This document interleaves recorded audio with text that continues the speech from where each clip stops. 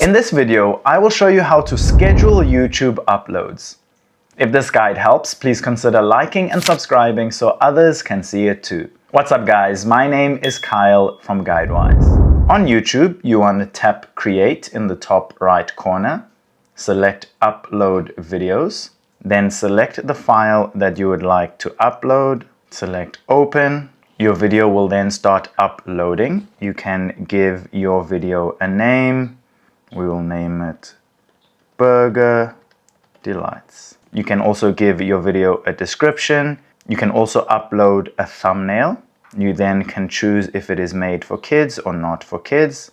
Tap Next, Next again, Next again, and then you'll see visibility.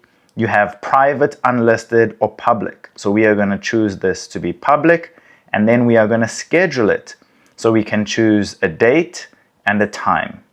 Now our video will upload and be public at that specific date and time. If this video helped, don't forget to like and subscribe.